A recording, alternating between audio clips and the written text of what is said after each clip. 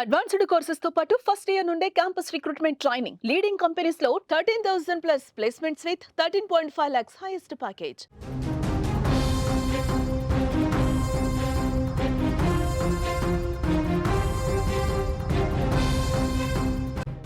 Big breaking news చూస్తున్నాం. BRS MLC Kalvakuntla Kavitha మరోసారి సంచలన కామెంట్స్ చేశారు. బీఆర్ఎస్ పార్టీలో జరుగుతున్న పరిణామాలపై ఘాటు వ్యాఖ్యలు చేశారు ఆమె. తనను కావాలని కొందరు పార్టీలో టార్గెట్ చేస్తున్నారని, పార్టీలో నాకు నీతులు చెప్పే నాయకులు రాష్ట్ర ప్రయోజనాలపై ఎందుకు దృష్టి పెట్టడం లేదంటూ కూడా ఆమె ఘాటుగానే స్పందించారు.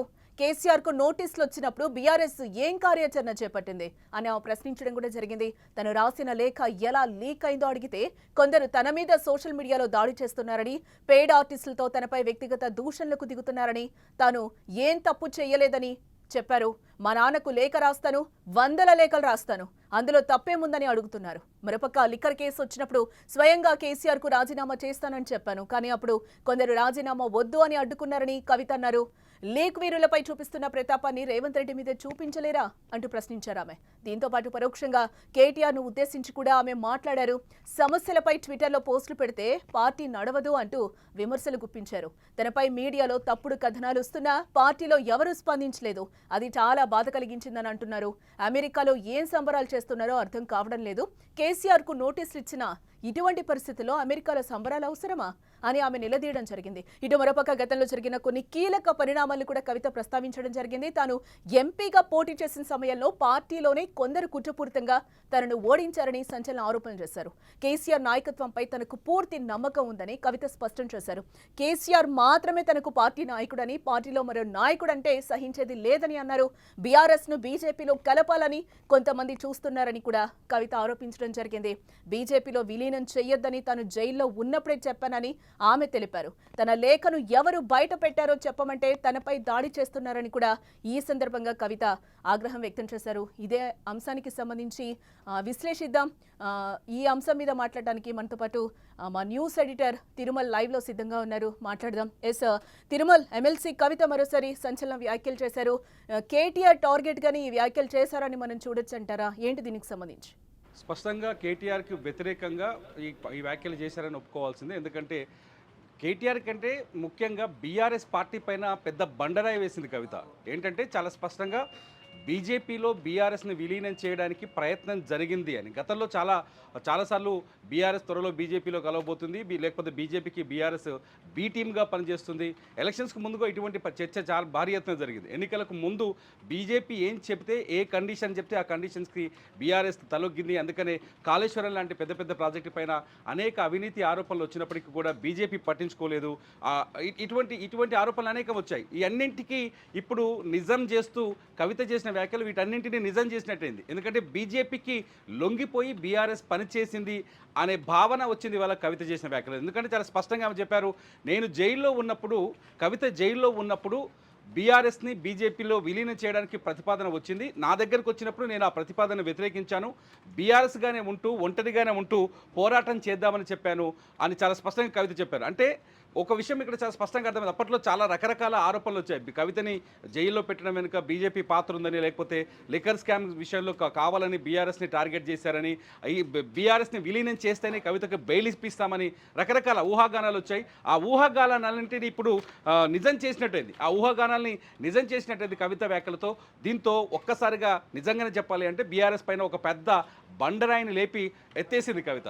ఇక్కడ చాలా విషయాలు మాట్లాడుతూ వచ్చింది కవిత. ఏదైతే లెటర్ ఉందో, కేసీఆర్కి తను రాసిన లేఖ లీక్ అయింది, ఎలా లీక్ అయింది అనే ప్రశ్నకి ఇంతవరకు తనకు సమాధానం రాలేదు అని చెప్పేసి కవిత ఇవాళ చిట్చాట్లో కూడా చాలా స్పష్టంగా చెప్పింది.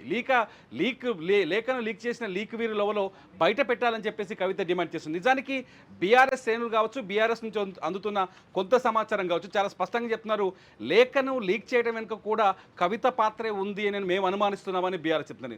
విచిత్రమైన విషయం ఏంటంటే ఇక్కడ లేఖని లీక్ చేసింది ఎవరు అనేది ఇప్పుడు అతిపెద్ద ప్రశ్నగా మారుతుంది. కేసీఆర్కి అనేక లేఖలు రాశాను, 100 లేఖలు రాశాను.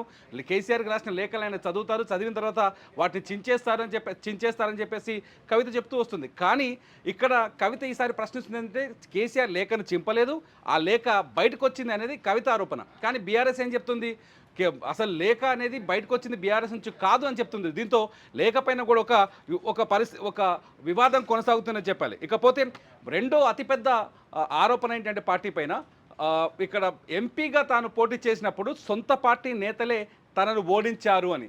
ఎవరు ఓడిస్తారు? సాధారణంగా ఎలక్షన్స్కు ముందు కేటీఆర్ పార్టీకి వర్కింగ్ ప్రెసిడెంట్గా ఉన్నారు.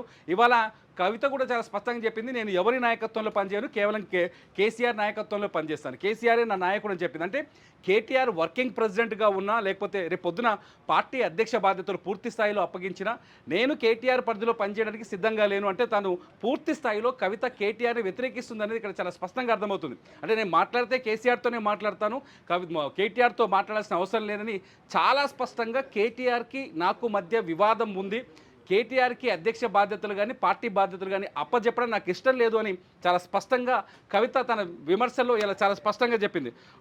మూడో విషయం వచ్చేస్తే నన్ను పార్టీ నుంచి బయటకు పంపేస్తారా అంటే గత 2-3 రోజులుగా కవిత చుట్టూ చాలా అనేక వార్తలు తెరపైకి వస్తున్నాయి.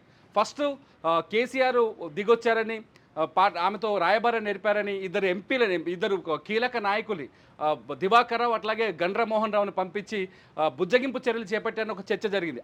దాని పేపర్లో ఆ వార్త వచ్చింది. ప్రధానంగా ఒక పత్రిక ఈ వార్త కవితకు సంబంధించిన వార్తని కంటిన్యూగా బ్యానర్ వేస్తుంది. కవిత కూడా ఆ వార్తని తన ట్విట్టర్లో ఫేక్ న్యూస్ అని, తప్పుడు న్యూస్ అని, ఇది జర్నలిజమా శాడిజమా అంటూ కొన్ని విమర్శలు చేస్తూ ట్వీట్ కూడా చేస్తున్నారు కవిత. అయితే ఈ వార్తల్ని నేనే ఖండిస్తున్నాను.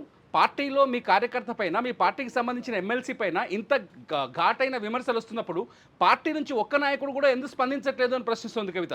అంటే కేటీఆర్ కానీ లేకపోతే ఇప్పుడు వర్కింగ్ ప్రెసిడెంట్ కేటీఆర్ ఉన్నారు, ఆయన దీనిపైన స్పందించాల్సిన అవసరం ఉంది అనేది చాలా స్పష్టంగా చెప్తున్నారు కవిత. ఇదంటే చూస్తుంటే ఇవాళ చాలా స్పష్టంగా చెప్తున్నారు, నిన్ననేమో కాంగ్రెస్తో రాయబారాన్ని నేర్పింది కవిత, పార్టీలో చేయడానికి తను సిద్ధంగా ఉంది. అధిష్టానం ఓకే అన్నప్పటికీ, ఢిల్లీలో ఉన్న అధిష్టానంతో టచ్లో ఉంది, అధిష్టానం ఓకే అన్నప్పటికీ రాష్ట్ర స్థాయి నాయకత్వం కవితను వ్యతిరేకించారు, అందుకోసమని కాస్త పెండింగ్లో ఉంది, అధిష్టానం మాత్రం సుముఖంగా ఉందని నిన్నటి అప్డేట్ ఉంటే ఇవాళ ఏకంగా 6 ఎమ్మెల్యేలను తీసుకొస్తాను, నాకు మంత్రి పదవి ఇస్తారని కాంగ్రెస్ పార్టీకి కవిత ఆఫర్ ఇచ్చిందని ఇంకొక వార్త వచ్చింది. ఇవన్నీ చూస్తుంటే ఈ వార్తలపైన గతంలో బీఆర్ఎస్ బీజేపీలో విలీనమవుతుందని పత్రికలు కానీ కొన్ని డిజిటల్ మీడియా సంస్థలు ఛానల్స్ కానీ కొన్ని ఎనాలిసిస్ కొంత వార్తల్ని బయటికి తీసుకొచ్చినప్పటికీ ఆ సమయంలో పూర్తి స్థాయిలో పార్టీ అడ్డుపడింది, ఖండించింది.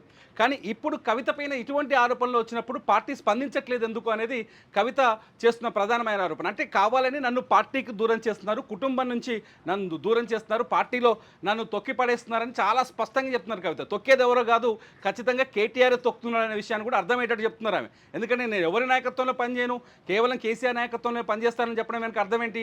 కేటీఆర్ నన్ను అణచివేసేందుకు ప్రయత్నిస్తానని చెప్పి, అందుకనే పెయిడ్ ఆర్టిస్టులను పెట్టి నా పైన అంటే లేక ఎవరు లీక్ చేశారు బయట పెట్టండి రా నాయన అంటే పెయిడ్ ఆర్టిస్టులతో డిజిటల్ మీడియా ఛానల్స్తో సొంత యూట్యూబ్ ఛానల్స్తో నా పైన దాడులు చేయిస్తున్నారు, ఇది ఉద్దేశపూర్వకంగా కేటీఆర్ అండ్ టీం చేయిస్తున్నారని ప్రజలకు అర్థమయ్యేటట్టు ఆమె ఇవాళ తన భావనను వ్యక్తం చేశారు. ఇంకో పాయింట్కి వచ్చేస్తే చాలా స్పష్టంగా కేసీఆర్కి నోటీసులు ఇస్తే మీరు ఏం చేస్తున్నారు, అమెరికాలో పోయి పండగ చేసుకుంటున్నారా అని చాలా స్పష్టంగా విమర్శిస్తున్నారు కవిత. అమెరికాలో ఇప్పుడు డలాస్లో బీఆర్ఎస్ ఉత్సవాలు జరుగుతున్నాయి, దీనికి కేటీఆర్ అటెండ్ అవుతున్నారు. జూన్ 1వ తారీఖు నాడు ఈ ఉత్సవాలు జరుగుతున్నాయి డలాస్కి కేటీఆర్ బయలుదేరి వెళ్తున్నారు. కానీ కేసీఆర్కి ప్రభుత్వం నోటీసులు ఇచ్చింది, కాళేశ్వరం కమిషన్ నోటీసులు ఇచ్చింది. జూన్ 5వ తేదీన కేసీఆర్ ఖచ్చితంగా ఈ విచారణకు హాజరు కావాల్సి ఉంటుంది. కేసీఆర్తో పాటు హరీష్ రావుకి ఇచ్చారు, అట్లాగే ఈటల రాజేందర్ ఆ సమయంలో ఉన్న తెలంగాణ ఆర్థిక శాఖ మంత్రిగా ఉన్నారు, ఈటల రాజేందర్ కూడా నోటీస్ ఇచ్చారు. అయితే కేసీఆర్ ఈ విచారణకు హాజరు కావాలని నిర్ణయించుకున్నారు, ఆల్రెడీ ప్రకటన కూడా బయటకు వచ్చింది దాదాపు. ఎందుకంటే విచారణకు హాజరవుతాను, ఏం జరగలేదు, హాజరవడం వల్ల ఒక భావన ప్రజల్లోకి ఒక పాజిటివ్ ఒపీనియన్ తీసుకెళ్ళొచ్చు పార్టీ తరఫునని కేసీఆర్ నిర్ణయించుకున్నారు. అయితే కేసీఆర్కే నోటీసులు ఇస్తే మీరు నోరు మూసుకొని కూర్చుంటారా? పార్టీ వర్కింగ్ ప్రెసిడెంట్ ఏం చేస్తున్నారు, పార్టీ శ్రేణులు ఏం చేస్తున్నాయి, చిన్న విమర్శ వస్తే ఎదురుదాడి చేయాలి, వాళ్ళు ఆ విమర్శలను తిప్పికొట్టాలి. కానీ నోటీసులు ఇస్తే కూడా సైలెంట్గా ఎందుకుంటున్నారు అంటే కేసీఆర్ని మీరు ముంచే ప్రయత్నం చేస్తున్నారా అనే కోణంలో ఆమె ఇవాళ అంటే కేసీఆర్ రాజకీయ వారసులని నేనుంటే పార్టీని బలంగా ముందుకు తీసుకుపోగలను, నేనుంటే పార్టీ నాయకత్వానికి అనుకూలంగా పనిచేస్తాను, కేసీఆర్ నాయకత్వం పట్ల నాకు పూర్తి విశ్వాసం ఉంది, కానీ మిగతా వాళ్ళకి పదవులే ఇష్టం. ఇంకొక మాట కూడా చెప్పింది చాలా స్పష్టంగా కవిత, నేనే పదవి ఆశించలేదు, అడగలేదు అన్నారు కవిత. అంటే పదవులపైన నాకు ఆశ లేదు అంటూనే నేను అత్యున్నత స్థాయి, పార్టీలో ఉన్న అత్యున్నత స్థాయి పదవి కోసం ఎదురు చూస్తున్నారనే భావనని వ్యక్తం చేశారు. చాలా స్పష్టంగా మొదటి నుంచి కవిత చెప్తున్నారు, పార్టీలో అట్లాగే రేపు పొద్దున ప్రభుత్వం అధికారులు పార్టీ అధికారంలోకి వస్తే ప్రభుత్వంలో నా పొజిషన్ ఏంటో చెప్పాలి అని కేసీఆర్కి మొదటి నుంచి తమ డిమాండ్లు వినిపిస్తున్నట్టుగా తెలుస్తోంది. కవిత పార్టీలో సముచిత స్థానం కావాలని కోరుతున్నట్టుగా తెలుస్తుంది. అందుకనే పార్టీకి సంబంధం లేకుండా ఇవాళ ఇంకో మాట కూడా చెప్పారు. తెలంగాణ జాగృతి సంస్థ రాష్ట్ర వ్యాప్తంగా పర్యటనలు చేయడం కానీ తెలంగాణ జాగృతి రాష్ట్ర వ్యాప్తంగా చేస్తున్న కార్యక్రమాలను కానీ అడిగే హక్కు మీకుందా అనే యాంగిల్లో కూడా మాట్లాడారు కవిత. అంటే జాగృతి సంస్థ తెలంగాణ ఉద్యమానికి ముందే పుట్టింది. తెలంగాణ ఉద్యమాన్ని బలోపేతం చేయడం కానీ బీఆర్ఎస్ పార్టీని అప్పటి టీఆర్ఎస్ పార్టీని బలోపేతం చేయడం కానీ జాగృతి చాలా స్పష్టంగా చాలా బలంగా పనిచేసింది. కాబట్టి జాగృతిని ఇప్పుడు ప్రజల్లోకి వెళ్ళే హక్కు జాగృతికి ఉందని చెప్పారు. ఈ మధ్యనే కవిత చాలా స్పష్టంగా కన్వీనర్లను కూడా జాగృతిలో సభ్యులను కూడా జాగృతిలో కూడా ఒక పాలక మండలిని కూడా నిర్మించారు. కొందరు కన్వీనర్లను కూడా ఏర్పాటు చేశారు. సో కవిత చాలా స్పష్టంగా ఉన్నారు. బీఆర్ఎస్ పార్టీలో కేటీఆర్ నాయకత్వాన్ని నేను సమర్థించరు. సింపుల్గా బాటం లైన్ చెప్పాలంటే నాకు కేటీఆర్ నాయకత్వం అక్కర్లేదు. నేను కేటీఆర్ నాయకత్వంలో పనిచేయను. పార్టీలో నాకు నేనే నాయకురాలుగా ఉంటాను. నాకు అవకాశం ఇవ్వండి అని చెప్తాను. తిరుమల్ ఒకటి ఇక్కడ ఏంటంటే కేసీఆరే నాకు నాయకుడు అని చెప్పి కూడా ఆవిడ క్లియర్ గా చెప్పింది. డైరెక్ట్ గానే ఈ రోజు కేటీఆర్ ని ఒక కార్నర్ చేసి మాట్లాడిన పరిస్థితి అయితే కనిపిస్తుంది. ఈ రోజు ఆమె మనసులో ఏమున్నాయో ఆ మాటలన్నీ కూడా మీడియా ముఖంగా ఈ రోజు బయటపడిపోయిన పరిస్థితి కూడా కనిపిస్తుంది. దీంతో పాటుగా ఆవిడ ఒక సంచలన ఆరోపణ కూడా చేశారు. టార్గెట్ చేస్తూ కూడా కేటీఆర్ ని బీజేపీలో కలపాలని చూస్తున్నారు అనే మాట కూడా ఆవిడ మాట్లాడారు. దీన్ని ఎంతవరకు మనం తీసుకోవాలంటారు? మీరేం చెప్తారు? ఇప్పుడు కలపాలని కాదు, బీజేపీలో కలపాలనే ప్రయత్నం గతంలో జరిగిందనే చర్చ జరిగింది. రాజకీయ విశ్లేషకులు కావచ్చు, గతంలో వచ్చిన అనేక కథనాలు కావచ్చు, లేకపోతే బీఆర్ఎస్కి బీజేపీ మధ్య ఉన్న వ్యవహారాల్లో స్పందించిన తీరు కావచ్చు, వీటన్నింటిని చూస్తే గతంలో ఒక మీడియా సంస్థ చాలా స్పష్టంగా చెప్పింది. కవిత జైల్లో ఉన్నప్పుడు కేటీఆర్ కావచ్చు, హరీష్ కావచ్చు ఢిల్లీకి వెళ్ళారు. కవితను పరామర్శించిన తర్వాత అక్కడ బీజేపీ నాయకులతో కేంద్ర ప్రభుత్వ పెద్దలతో సమావేశమయ్యారు. ఈ సమావేశానికి ప్రధాన కారణం బీఆర్ఎస్ని బీజేపీలో విలీనం చేయటమే అని అప్పట్లో కొంత కథనాలు, మీడియా కథనాలు కూడా వచ్చాయి. అప్పుడు బీఆర్ఎస్ చాలా తీవ్ర స్థాయిలో ఖండించింది. ఎన్నికలకు ముందు ఇది తీవ్రమైన ఎఫెక్ట్ మాకు అని తీవ్ర స్థాయిలో ఖండించింది. కానీ ఆ ఖండన ఎప్పుడైతే ఈ బీఆర్ఎస్ బీజేపీలో విలీనం అవుతుందనే ప్రచారం జరిగిందో ఆ సీన్నే ఇవాళ రిపీట్ చేసి చెప్పారు కవిత. ఆ టైంలో నేను జైల్లో ఉన్నాను. జైల్లో ఉన్నప్పుడు బీఆర్ఎస్ని బీజేపీలో విలీనం చేయాలనే ప్రతిపాదన వచ్చింది. ప్రతిపాదనను నేను వ్యతిరేకించానని చెప్పారు. ఇదంతా చూస్తుంటే చాలా స్పష్టంగా కవిత చాలా స్పష్టంగా పార్టీ పైన ఒక పెద్ద గుదిబండను తీసుకొచ్చేసింది. ఈ గుదిబండ నుంచి ఇప్పుడు కోలుకోవాల్సిన అవసరం అయితే బీఆర్ఎస్కి ఉంది. ఇప్పటిదాకా బీఆర్ఎస్ చాలా స్పష్టంగా మౌనంగా ఉంది. కేసీఆర్ కూడా ఇంతవరకు స్పందించలేదు కవిత వ్యాఖ్యలపైన. ఒకవేళ కేటీఆర్ స్పందించినా కూడా చాలా తెలివిగా స్పందించారు. కేటీఆర్ కూడా ఏమన్నారంటే పార్టీలో ఏమైనా విషయాలు ఉంటే అంతర్గతంగా చర్చించుకోవాలి తప్ప ప్రజల్లోకి కానీ ఇలా బహిర్గతంగా మాట్లాడాల్సిన అవసరం లేదు అన్నారంటే కవితతో కేటీఆర్కి పూర్తిగా మాట్లాడుకుంటున్న సందర్భాలు కూడా లేవని, కనీసం ఫేస్ టు ఫేస్ కూడా ఒకరికొకరు చూసుకోవట్లేదు, ఫోన్లో కూడా మాట్లాడుకోవట్లేదు అనే విషయం అర్థమవుతోంది. చాలా స్పష్టంగా ఇద్దరి మధ్య ఒక పెద్ద గొయ్యి ఏర్పడింది. ఆ గొయ్యిని పూడ్చే పరిస్థితి ఇప్పుడు ఉందో లేదో తెలియదు, కానీ ఇద్దరి మధ్య పెద్ద గొయ్యి ఏర్పడింది అనే విషయం అర్థమవుతుంది. సో కవిత చాలా స్పష్టంగా కేటీఆర్తో మాట్లాడలేదు, కుటుంబానికి దూరంగా ఉంది. కవిత కేసీఆర్ని కలవడానికి అవకాశం దొరకట్లేదు. కవిత కేసీఆర్ని కలిసినా కేసీఆర్ కవితతో మాట్లాడతారా లేదని తెలియదు. ఫామ్ హౌస్లోకి కవితకి ఎంట్రీ లేదనే ప్రచారం జరిగింది.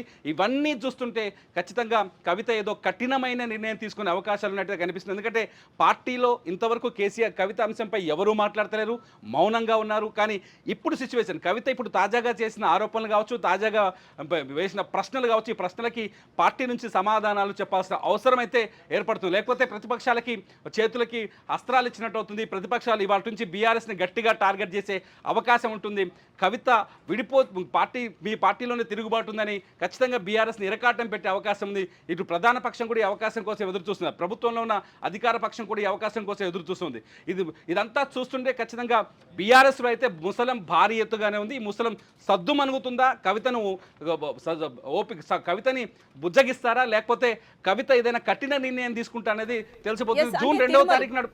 ఎస్, అంటే ఇంటర్నల్ కమ్యూనికేషన్స్ కోసం మాత్రమే నేను లెటర్ రాశాను, ఇప్పుడు కాదు, గతంలో కూడా లెటర్స్ రాస్తూనే వచ్చాను. ఈ రోజు మాత్రం ఎందుకు బయటకు వచ్చిందా? లీకు వీరులు ఎవరు? గ్రీకు వీరుల్లా నా మీద ఫైర్ అవుతున్నారు. మళ్ళీ తర్వాత కేసీఆర్కి అందరూ కూడా దెయ్యాల్లాగా ఉన్నారు, పార్టీని కూల్చే ప్రయత్నాలు చేస్తున్నారని కూడా ఆమె స్ట్రైట్ ఫార్వర్డ్గా మాట్లాడిన పరిస్థితి కనిపిస్తుంది. మీరన్నట్టు ఈ రోజు ఈమె మాట్లాడిన సంచలన మాటలకి సంబంధించి పార్టీ సైడ్ నుంచి ఎవరైనా స్పందించే అవకాశాలు కనిపిస్తున్నాయని అని అంటారా?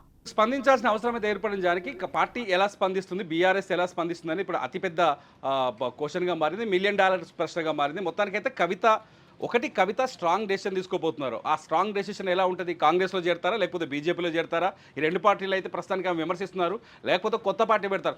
కొత్త పార్టీ పెడతారా? ఎందుకంటే కాంగ్రెస్ లో చేరే పరిస్థితి వస్తే కనుక రేవంత్ రెడ్డి మీద నీళ్ల కోసం కానీ ఇంకా దేనికోసమైనా కూడా ఇక్కడ నా మీద విమర్శలు చేసే బదులు, నా మీద గ్రీకు వీరుల మీద పడే బదులు రేవంత్ రెడ్డిని క్వశ్చన్ చేయొచ్చు కదా అని కూడా ఆమె మాటలు మాట్లాడిన పరిస్థితి కనిపిస్తుంది కదా మీడియా ఎదుట. చూడాలి జానకి, ఎందుకంటే కవిత ఏ డెసిషన్ తీసుకుంటుంది, పార్టీ ఎలా స్పందిస్తుంది అనేది ఇప్పుడు చాలా ఇంపార్టెంట్ థింగ్. చూద్దాం కవిత ఎలా స్పందిస్తుందో. ఆమె ఇంకా అంటే బీఆర్ఎస్ పార్టీ స్పందించిన దాన్ని బట్టి ఆ తర్వాత తెలుస్తుంది. కవిత అయితే మొత్తానికి ఏదో బయట ప్రచారం జరుగుతుంది. జూన్ 2వ తారీఖున కవిత తన పార్టీ పేరును ప్రకటిస్తారు. దానికి ముందే ఈ పరిణామాలను చూస్తుంటే అటువంటి సిచ్యువేషన్ ఉందా లేదా కూడా కొంత ఆశ్చర్యంగా ఆసక్తికరంగా కనిపిస్తుంది. చూడాలి, బీఆర్ఎస్లో ఇటువంటి పరిస్థితి వస్తుందని ఎవరు అంచనా వేయలేదు. ఎందుకంటే ఒక క్రమశిక్షణ కలిగిన పార్టీ, కేసీఆర్ నిర్ణయం, కేసీఆర్ మాట దాటి ఎవరు బయటికి రారు. ఏకంగా కేసీఆర్ కూతురే ఇవాళ కేసీఆర్ మాటని గీతని దాటి బయటికి రావడంతో పెద్ద దేశవ్యాప్తంగా కూడా ఈ చర్చ బలపడుతుంది. చూడాలి కవిత ఎటువంటి డెసిషన్ తీసుకుంటుందో. Right Tirumala, thanks for the update. Yes, మనం చూస్తున్నాం మొత్తంగా సపరేట్గా కవిత పార్టీ పెట్టబోతున్నారా, బీఆర్ఎస్తో తెగదెంపులు చేసుకోబోతున్నారా ఏమో తెలీదు. చూడాల్సిన అవసరం ఎంతైనా ఉంది. 2వ తారీఖు అయితే, జూన్ 2వ తారీఖున దీనికి సంబంధించి అయితే క్లారిటీ వచ్చే అవకాశాలు అయితే కనిపిస్తున్నాయి. ఈరోజు మీడియా ఎదుట ఆమె చేసిన కామెంట్స్ అయితే ఇప్పుడు ఆసక్తికరంగా మారాయని చెప్పుకోవచ్చు. డైరెక్ట్గా కేటీఆర్ని టార్గెట్ చేస్తూనే ఆమె కొన్ని సంచలన వ్యాఖ్యలు చేశారు. గ్రీకు వీరుల్లా నా మీద పడుతున్నారు, లీకు వీరులు ఎవరు అనేది నాకు చెప్పాలి. ఆమె ప్రధానంగా డిమాండ్ చేసేది కూడా ఒకటే అంశం, ఎవరు పార్టీ సైడ్ నుంచి ఆ లెటర్ ఏదైతే ఉందో కేసీఆర్కి రాసిన లెటర్ ఎవరు లీక్ చేశారో చెప్పాల్సిన అవసరం ఎంతైనా ఉంది. దీనికోసం నేను డిమాండ్ చేస్తున్నానని కూడా ఆమె ఈరోజు మీడియా ముఖంగా మాట్లాడిన పరిస్థితి కనిపిస్తుంది. నాకు కేసీఆర్ ఒక్కడే నాయకుడు, ఇక్కడ ఎవరు నాకు నాయకుడు కాదు అని కూడా ఆమె క్లియర్గా చెప్పడం జరిగింది. గతంలో కూడా నేను చాలా ఉత్తరాలు రాశాను, ఈ రోజే ఆ లెటర్ ఎందుకు బయటకు వచ్చిందని కూడా ఈరోజు ఆమె మాట్లాడుతున్న పరిస్థితి కనిపిస్తుంది. ఎస్, చూద్దాం. ఫ్యామిలీలో చాలా గొడవలు అయితే బయటకు వస్తున్న పరిస్థితి కనిపిస్తుంది. డైరెక్ట్గా కేటీఆర్ని టార్గెట్ చేసి ఆమె మాట్లాడిన పరిస్థితి కనిపిస్తుంది. మరిన్ని అప్డేట్స్ కోసం చూస్తూనే ఉండండి సుమన్ టీవీ.